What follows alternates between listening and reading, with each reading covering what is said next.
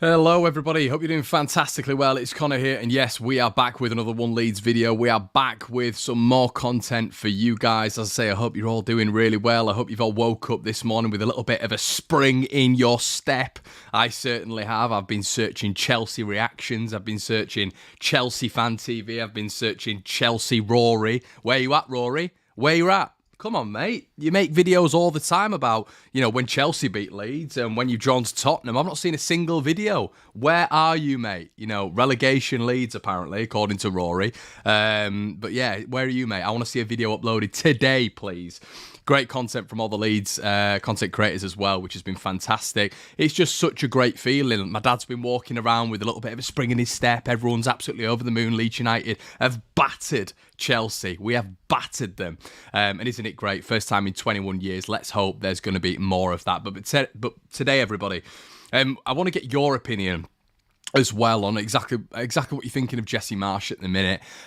Try not to be too reactionary to yesterday, even though I know it's very, very difficult. But over the 3 games, please let me know what your thoughts are. I know we'll get a lot of US fans as well in here, really interested to see what our thoughts are on Jesse and how he's progressing as the Leeds United manager. But I've got a few thoughts on exactly what I think and exactly how I think Jesse is doing at the minute and how he's progressed from last season. And, it's so interesting that he didn't want to come in mid-season.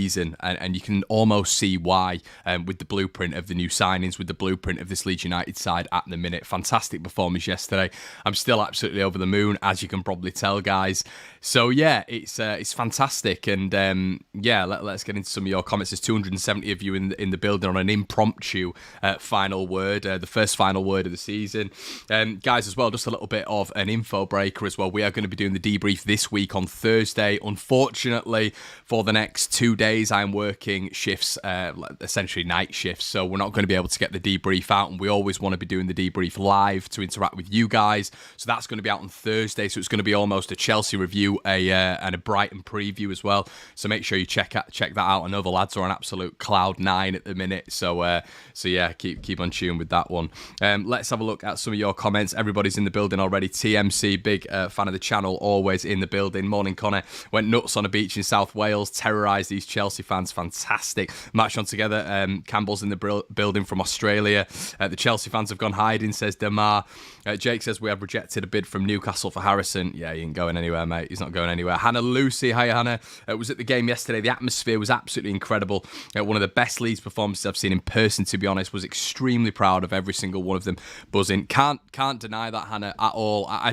I'm not sure I've seen a better performance in the Premier League. Obviously we've had some absolutely superb performances under Marcelo Bielsa in terms of just dominant, and other teams not being able to touch the ball. But in the Premier League, that was a complete performance. Defensively, fantastic.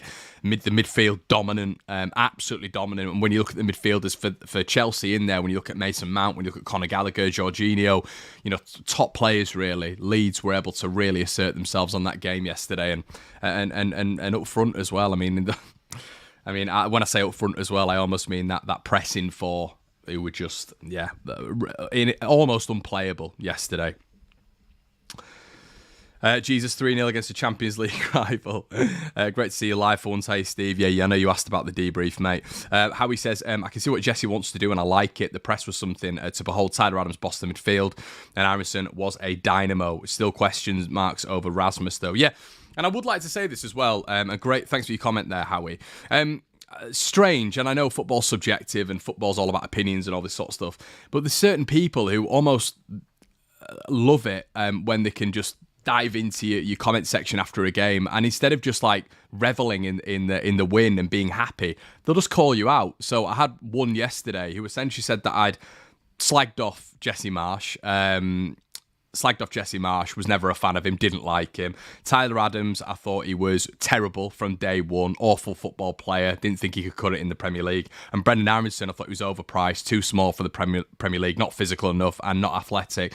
This is the thing, Pete. This is the thing, to fit certain people's agendas, if they don't agree with what I'm saying, they'll just make stuff up. None of that was said. No, you know, and I'm always like, you know, quote me, find me a quote of me saying that. I always said I was a little bit skeptical about Tyler Adams, we'll get on to Brendan Aronson. I wasn't skeptical of, but the price, it was a big price tag for him, and I thought there might be a lot of pressure on him. Always willed him to do well, and he is doing it. He's absolutely thriving under the pressure, and I love that. Fair play to you, Brendan. Exceptional. And nobody ever, you know, on this channel, even the debrief, you know, when we get the fellas on, nobody just counts these players out before they've even signed for Leeds. Sometimes a little bit skeptical, sometimes a little bit wary. Doesn't mean we're ever going to count them out before they've put on that white shirt. Tyler Adams said it multiple times. I know someone's asked me in there below, Connor, are you sort of regretting your comment about Mo Kamara? Not at all. Mo Kamara is a very good player. His profile is more complete, in my opinion, than Tyler Adams. However, Tyler Adams, his profile is fitting into this system absolutely perfectly, and he has overperformed. For me, he's like top 2, top 3 players this season, so I can't complain. I can't complain at that at all. Just because one player is a more complete midfielder doesn't mean that complete midfielder would be able to fit in this system better than Tyler Adams. I thought Kamara would have been able to fit in this system better than Tyler Adams, but we will never know. We will never know. And that was just based on Tyler Adams' you know, Leipzig, they weren't huge fans of him there either. You know, speaking to American journalists, American people who follow Tyler, they thought he'd struggle in this system. They thought he would struggle in the Premier League. He hasn't. He looks like, you know, he looks fantastic. And I think a lot of that needs to be looked at Mark Rocker as well, because Mark Rocker is complementing him very well. Tyler Adams has been fantastic so far, but Mark Rocker as that complementary defensive midfielder is making the double pivot is just looking very good at the minute. Very solid, very creative, very energetic, and utmost very passionate as well. So yeah, never ever slagged Tyler Adams off. I just want to get that out there as well. And Brendan Aronson and Jesse Marsch as well.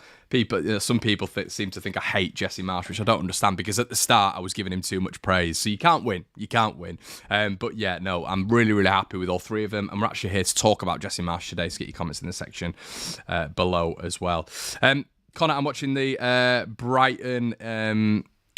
I'm watching the Brighton game in the away end. Good lad. I love that. I think Mark Rocker says Maxine plays is going to be off for Forshaw every single game.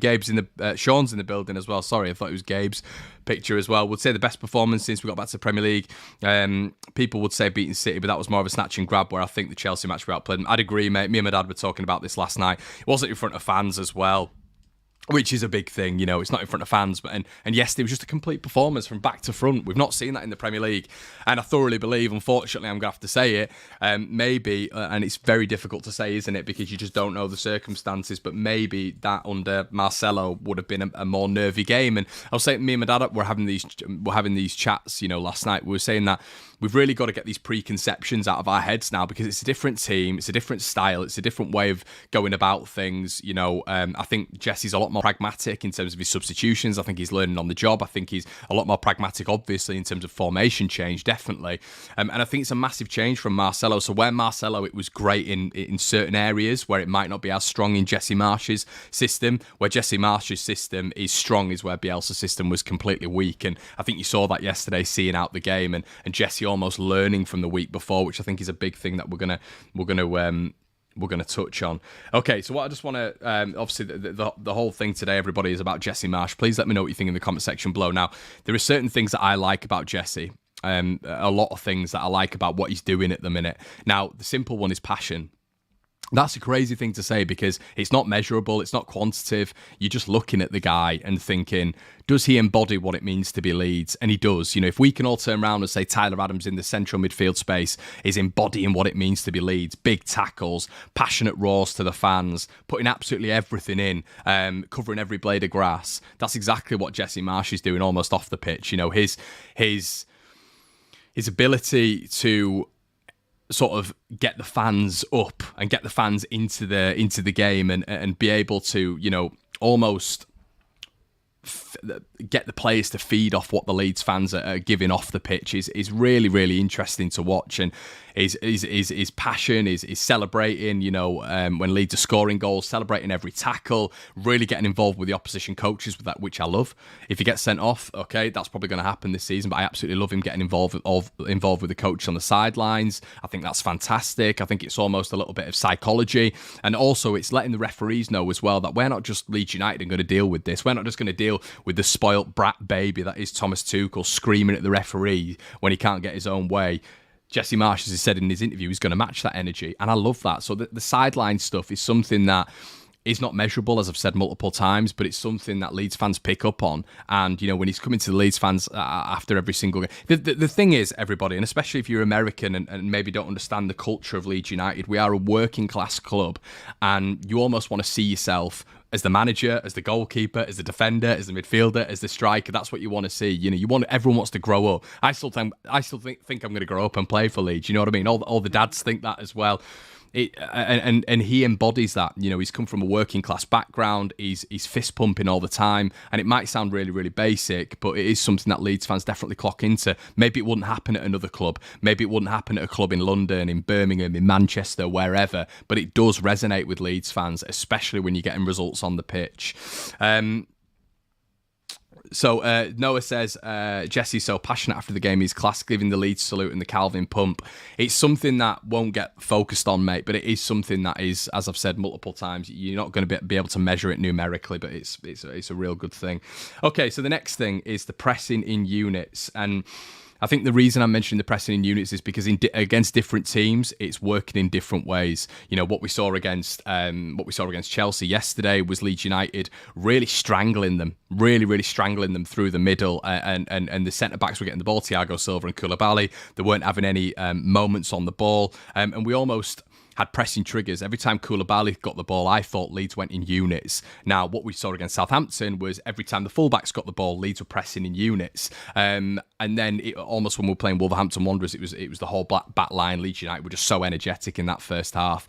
But basically, he's varying the pressing units, which I find really, really interesting. It's not just the same things week in, week out. It's different players. It's different opposition players that Leeds are going to target. It's different, you know, selected players in the midfield that Leeds United are manoeuvring round.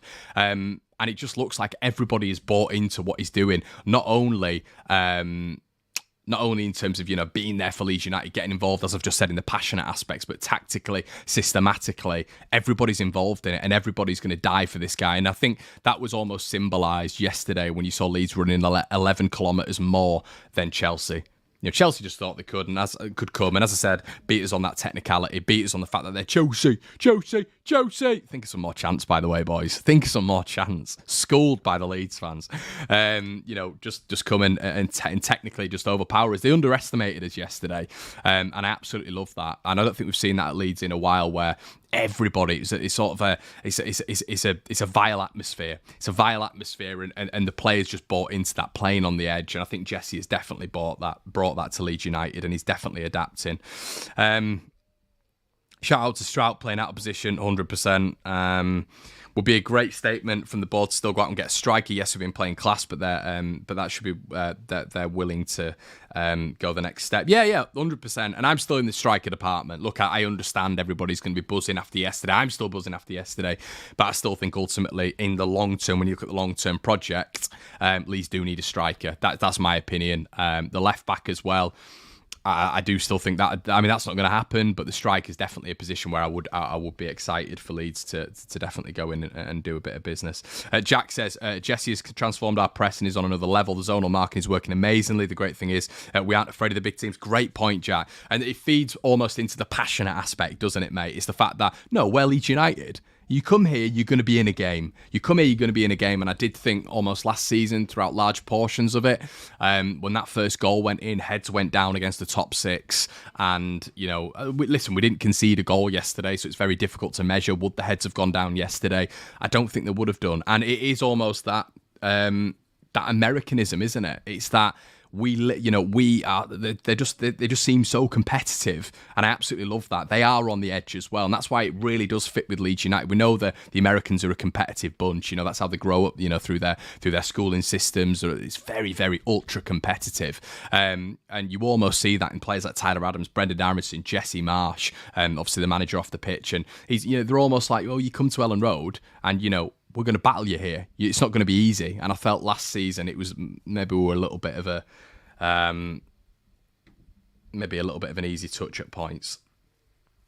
Okay, so now what did I say in the preview? I thought Chelsea were going to really dominate us out wide. Why? Because Leeds are narrow, we're compact. what I loved about what Jesse did yesterday is we stopped them. We stopped them. And how did we stop them? Well, because you were still seeing the same elements happen, really. You're still seeing Cucurella come forward, Raheem Sterling come forward, Ruben Loftus-Cheek. But Leeds' discipline in the back line was fantastic. They were catching Chelsea offside 6-7 times throughout the game.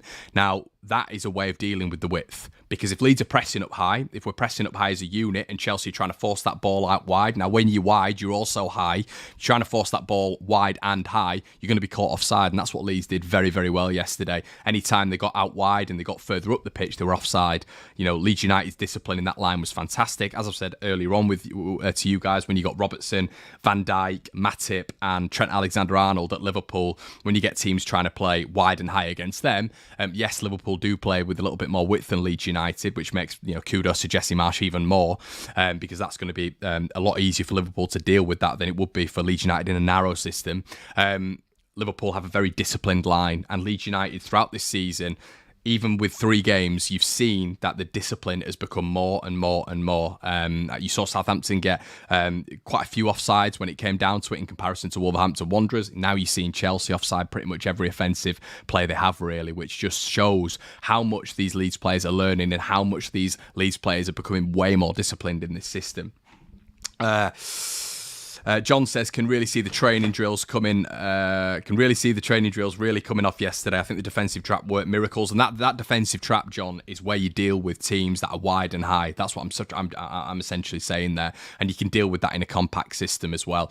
There was an argument that you were maybe going to get, because Chelsea were once again overloading that midfield. You were going to get Jorginho, Conor Gallagher, and Mason Mount overloading players like Mark Rocker and Tyler Adams, but it just didn't happen. It just didn't happen at all, and that was more to do with that double pivot together, those two communicating, those two being diligent with their roles than anything Chelsea did, and it really, really worked nicely.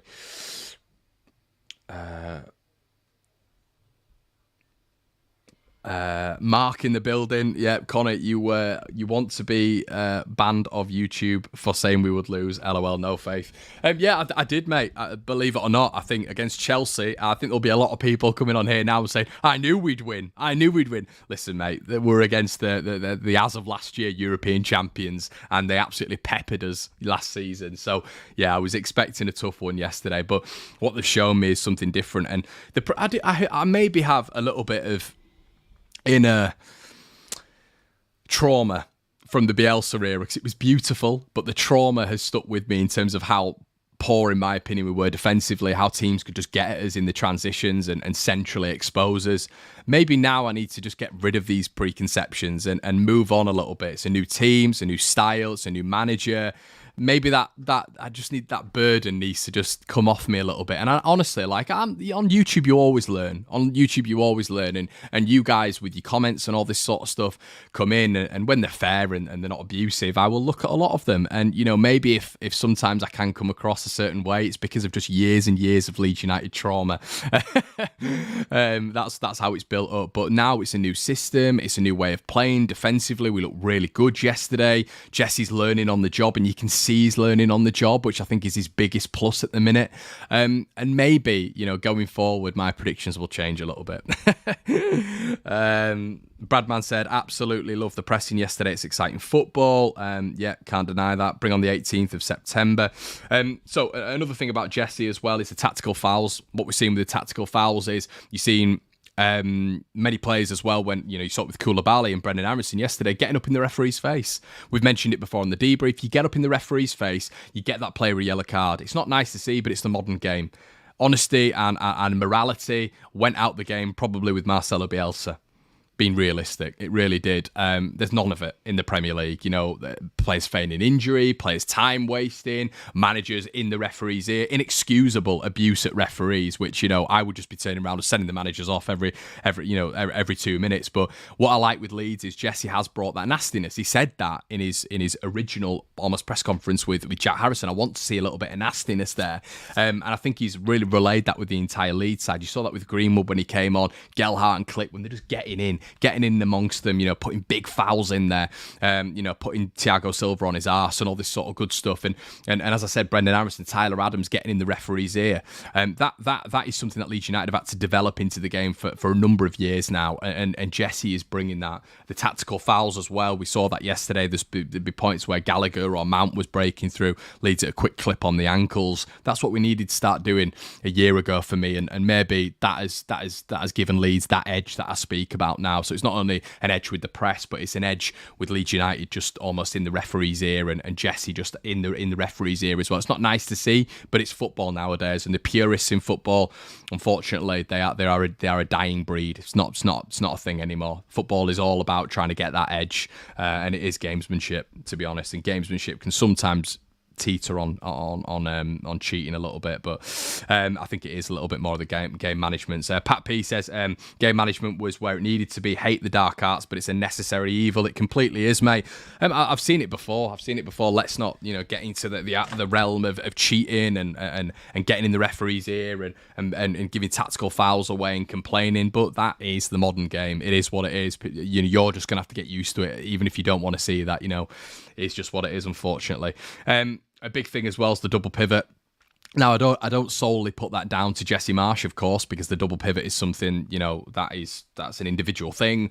Adams and Matt Rocker have got to work together, but it is just working so well in every single game. People are absolutely high on Tyler Adams now, and this is what I was saying earlier on. This is why Leeds fans will love Tyler Adams, because he is that embodiment of someone like David Batty. He mirrors very, very, very much an Olivier Dacour, as well, as Brownie was saying yesterday to me on Twitter and in a group chat. So he embodies the players that we've had before. Mark Rocker is almost very, very cultured. He's very different to what we've had before. And I think I've seen people, in the comment section saying, I'm still not sure about Mark Rocker. It's because Mark Rocker goes about his game very quietly. He goes about his game in a very, very classy way. Tyler Adams is bolshy. He's combative. He's in your face. And that's what Leeds fans will resonate with, and that's what I was saying beforehand. But Mark Rocker goes about his game in a very, very understated way, picking the ball up, delightful balls, so intelligent with his movement as well, his spatial awareness, football IQ through the roof. And people maybe don't pick up on what Mark Rocker does because he's not doing the obvious things, but he is ticking things over consistently. And Tyler Adams wouldn't be getting these headlines if it wasn't for Mark Rocker. He has just been outstanding for me, absolutely outstanding. And the compliment, fair play to Victor Orta. As I've said multiple times, I would have gone maybe for a different defensive midfielder to Tyler Adams, but I think a different defensive midfielder, maybe a more well-rounded defensive midfielder, would really struggle next to Mark Rocker. And that balance that Victor Orta and Jesse Marsch have managed to find with that double pivot is exceptional. It's a really lovely complementary two. And it just works. It just really, really works. And a lot of their top attributes maybe would compete on the same level as Calvin Phillips. If you look at maybe Tyler Adams' combativeness, his 1v1 defending is probably nigh on as good as Calvin Phillips. I think as a rounded player, Calvin's better. But yeah, when you look at Mark Rocker's distribution, Mark Rocker on the ball, Mark Rocker under pressure. Calvin was never good under pressure, ever good under pressure. But Mark Rocker is able to alleviate and bypass that press. So listen, we've picked up a very, very good pair in there, and I think Jesse Marsch has to take a lot of credit for that. Danny, Gavin, cheers from Seattle. It's 3 a.m. up here, up the Leeds. Mate, I was up at 3 a.m. last night, British time, obviously, watching loads of the highlights and stuff like that, listening to different podcasts and different shows. You do, don't you, when Leeds win, especially with that. Jake Wilson says, in the South Stand yesterday was unreal support. The whole team are playing out of their skin. Aronson and Adams both amazing. A lot of points on offer in the next 5 games, so let's keep these performances coming. Really nice summary there. Wolves take Lion and diving shithousery to another level. It's genuinely cringe to watch them playing. Yeah, I'd hate to be on the Wolves level. The Wolves level is just something different, and it's very, very different. I smell what Rocker is cooking. That bus ride killed it. But Chelsea, yeah, shout out to Thomas Tuchel, who gave us absolutely no credit whatsoever yesterday. It wasn't Leeds who were brilliant yesterday. It was Chelsea who were at fault. They gave us gifts. They had a bad plane ride. They had a dodgy bus. The referee was probably against them. Fair play. Chelsea. Tell you what, Chelsea have it tough, don't they? Have it really tough. I mean, Tottenham, you can almost sympathise with them last week, but this week as well, flipping out. Everybody's against Chelsea, aren't they? Hannah says, thanks for the content, Connor. Definitely appreciate it just on a high today. That's why I've come on, Hannah, just because I just want to get your guys' thoughts and see if you agree with me, see if you disagree with me. And it's, as I say, it's always a forum, this, that I want to get the interaction high and give my thoughts as well. Econ's in the building. Is this the team to take 3 points off Scum for the first time coming up? Econ.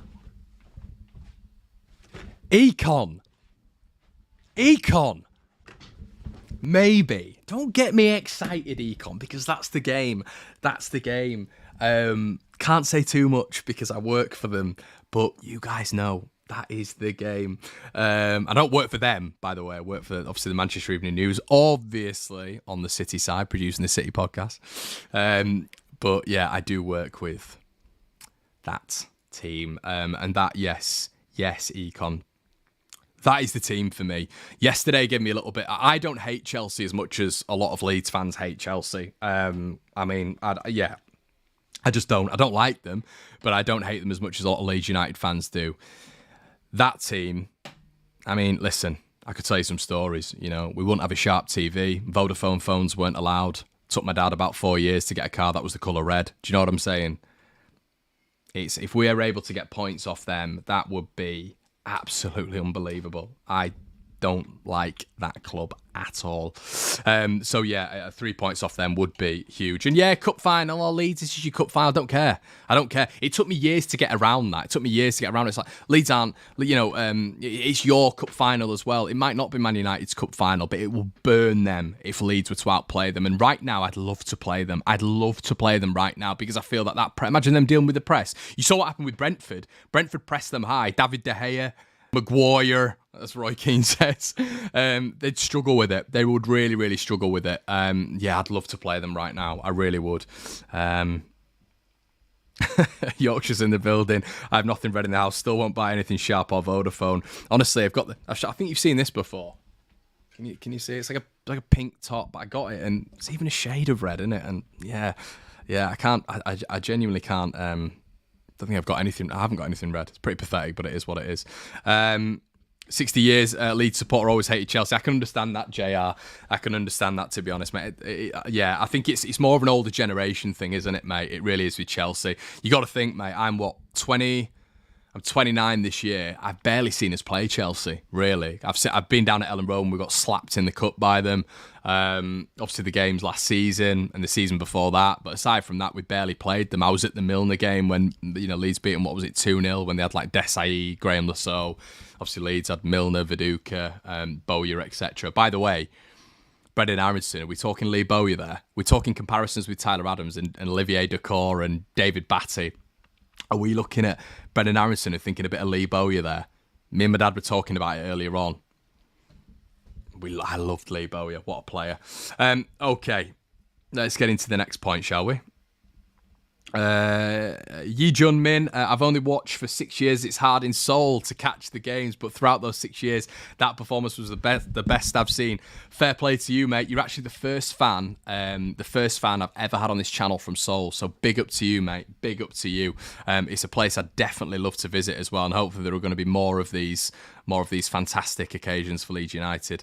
Nick Jennings says, Connor, good comments from you and always good content. But if you voice your opinion, you have to expect some people to have different opinions. Keep up the good work. Nick, this is where it's always misconstrued, mate.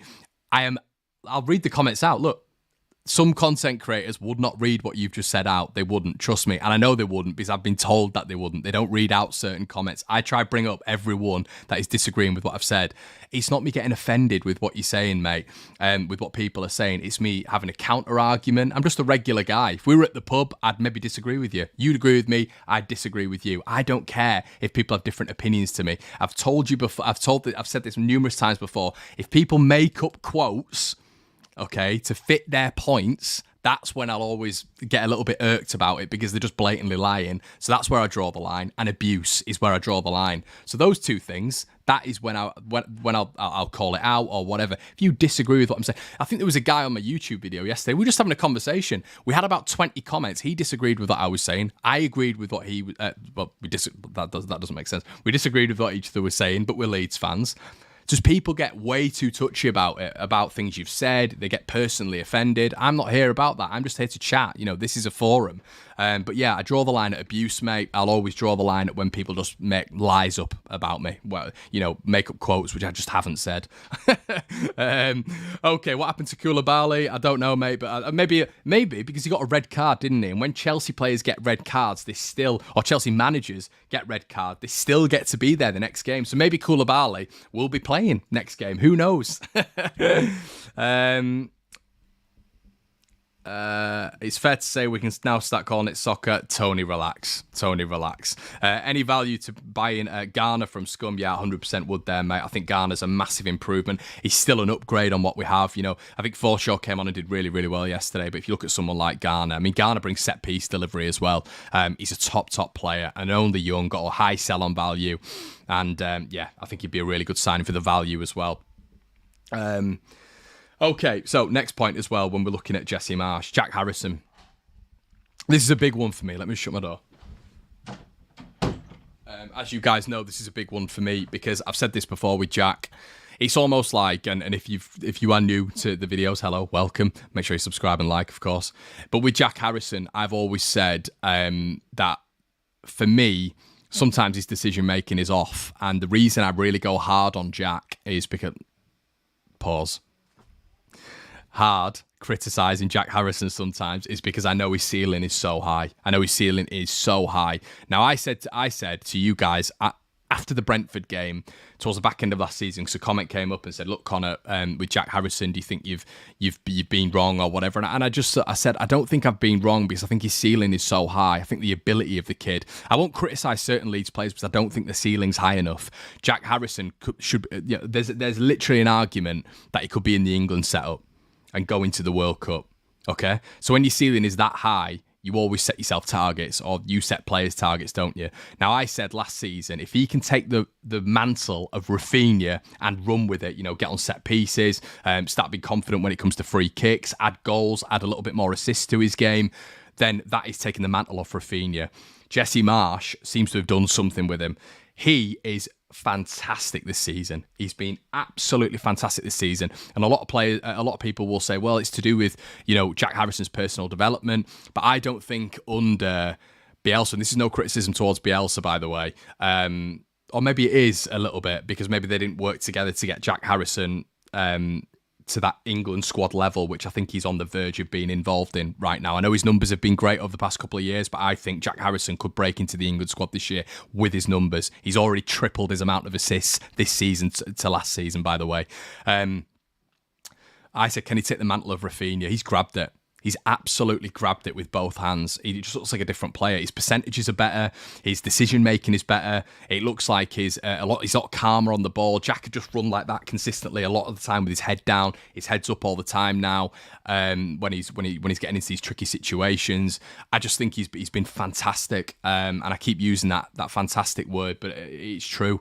And I think a lot of that has to be credit in the bank for Jesse Marsch for pulling something out of him this season. Because as I was just saying, guys, when it was Bielsa and Jack, I thought Jack's numbers were good, but I didn't really see him hitting those upper echelons of what is going to be probably the England squad. I think Jesse's coming. These numbers for Jack, I think, are going to be fantastic this season. You keep seeing that. Newcastle have put another bid in for him this morning. Teams know the ceiling of Jack Harrison, and that's why last season I'd give him criticism, because he'd get the numbers, but he'd get the numbers in clusters. He'd have maybe 13, 14 games where he wouldn't get a goal and an assist, or he'd get one goal and one assist, and that'd be it. That's not good enough. You need to be consistently getting these numbers if you want to get in the England squad, And he's doing that this season, obviously only 3 games in, but you can just tell there's a little bit of a difference in him, and you've got to give kudos to Jesse Marsch for that.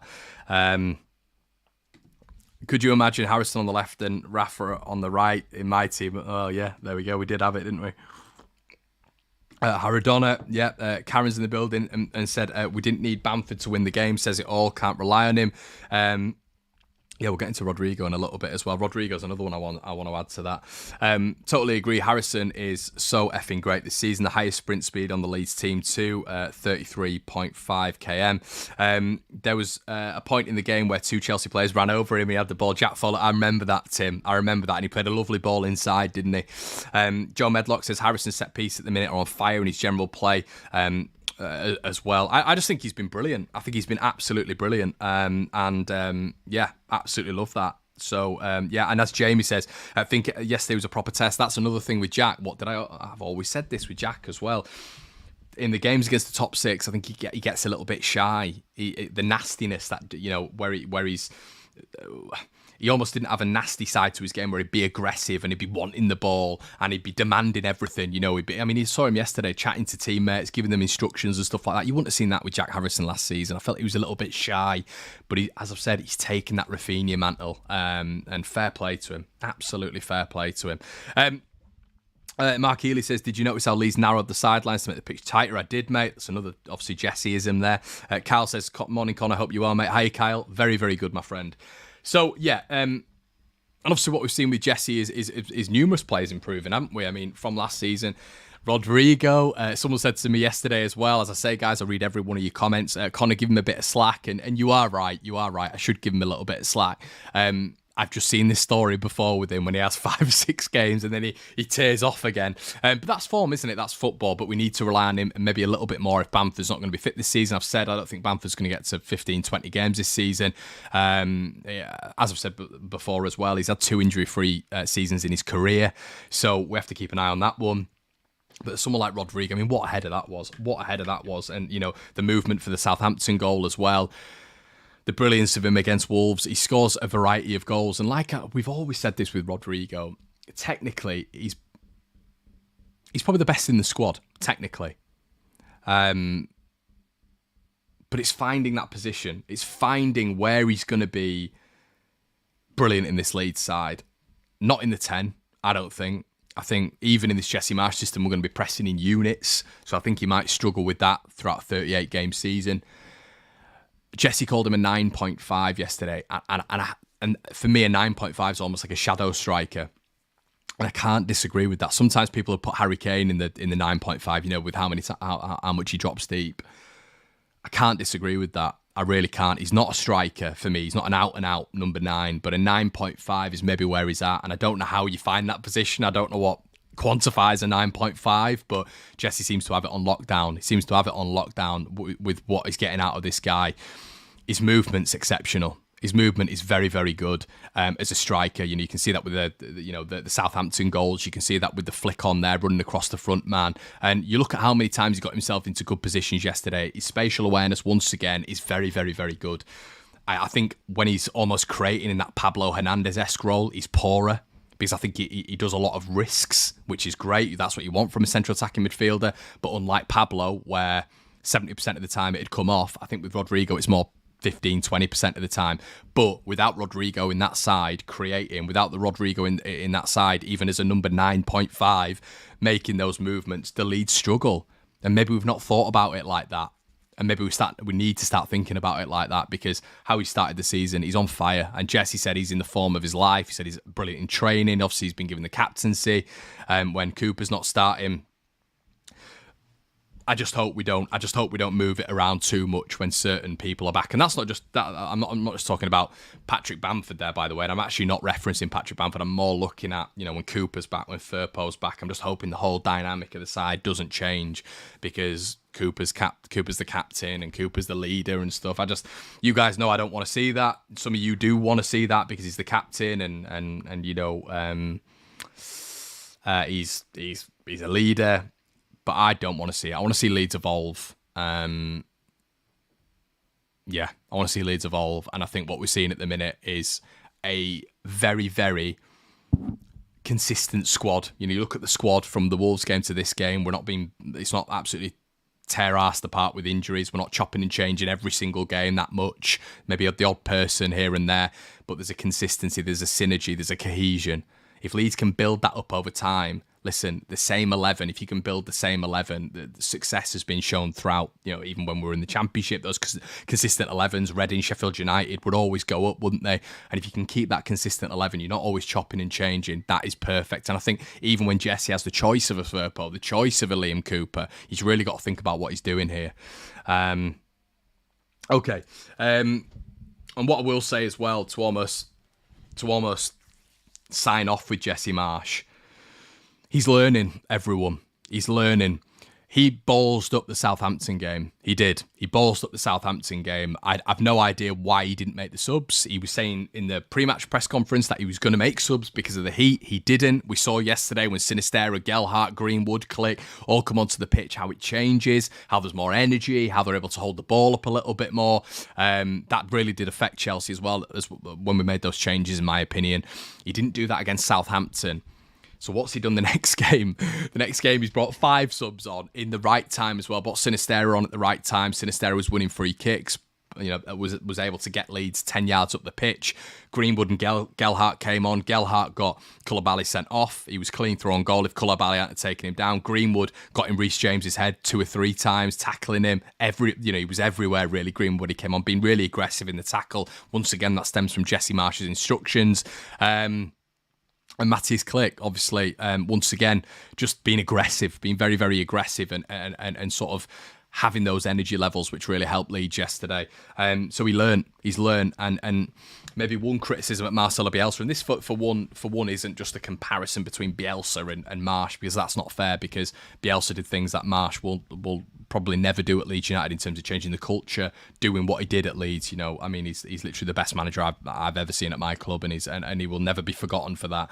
But maybe towards the back end of Bielsa, when it was going wrong a little bit, that pragmatism, not only on the pitch, when you're changing maybe to a back 5 from when you've gone to a 4-2-3-1 to a back 5 like Jesse did last week against Southampton, changing it that way. Pragmatic as well, making substitutions, changing the game a little bit. We didn't really see that with Bielsa at points. He would stick with his trusted soldiers, wouldn't he, quite often. I think Jesse's brought a difference in that aspect. And he learned this week, he brought substitutes on. And what I did like as well, I questioned beforehand, when the pressing fades, then what happens to Leeds United? Because I thought towards maybe the back end of the game yesterday, got to maybe about the 80th, 75th, 80th minute, and the pressing did fade a little bit. Leeds were holding back a little bit, trying to preserve that clean sheet. And what happens when the pressing fades? You need to rely on your defence, and we relied on our defence. They were fantastic yesterday. Robin Kopp, Pascal Struijk, Diego Llorente, Rasmus. Still improvements needed, but much better. So when the press faded, Leeds relied on the defence. That's all we needed. That's all we need. So now there's a little bit of a blueprint there where against Southampton, even maybe against Wolves, when that pressing faded, Leeds looked very, very vulnerable. Against the best side out of those 3, when the pressing did fade, Leeds really relied on the defensive stability and looked good. Connor, would you sell Bamford? I wouldn't, mate, but I don't think there's any chance he regains the same maybe reliability in terms of fixtures per season as he maybe once had in the Championship for that season. I think it's going to be difficult for him. What's he turning 29 this season? I hope he proves me wrong. I mean, you look at last season, or the season before last, when he played pretty much every single game. What did he play, like 36 out of 38 games? I think he was only second to Dallas and Meslier. But last season, once again, I mean, he practically missed the whole season. And this season, he said that he'd only been involved in 10 training sessions from when he got his injury. So it's going to be difficult for him to get back, I think. Connor, do you think when Cooper is fit, would you put him straight back into the team? No, I wouldn't, Andrew. No, I wouldn't. I like Liam, but I'm not as much of a fan of Liam as let's say, someone like Brownie. Brownie loves Cooper and will put him in at all costs. I'm not like that. I think we need to evolve as a team.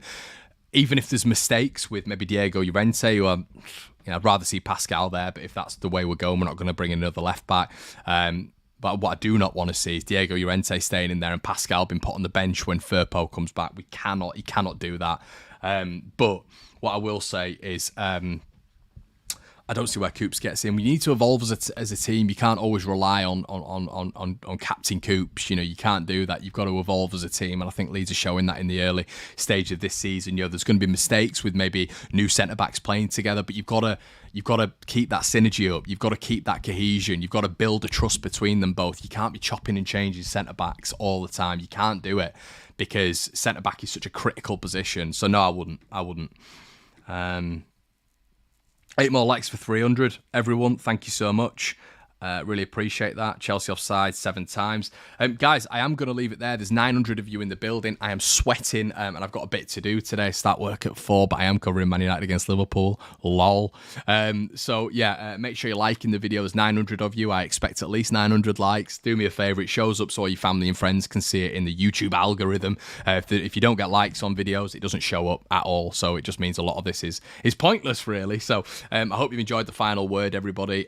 Really appreciate it. I'm going to try keep these up a little bit more. As I've said with the debrief won't be back tonight, unfortunately, because of my work schedule. It will be back on Thursday. We'll be reviewing this game. We'll be previewing the Brighton game. Listen, if you want some additional content, we have videos on the Patreon 2 times a week. One of the videos that we do every single week is a video suggestion by you guys. So yeah, get involved if you want to see some bonus content there as well. BetMate, we had some big winners, huge winners to be fair. There was a 600 quid minimum payout this weekend. So if you want to check out BetMate, the link is in the description below. Get yourself involved with the pot codes and pick your fantasy team. Guys, I'm going to leave it there. Thank you so much once again. Have a great day, and I'll see you in a bit. Cheers.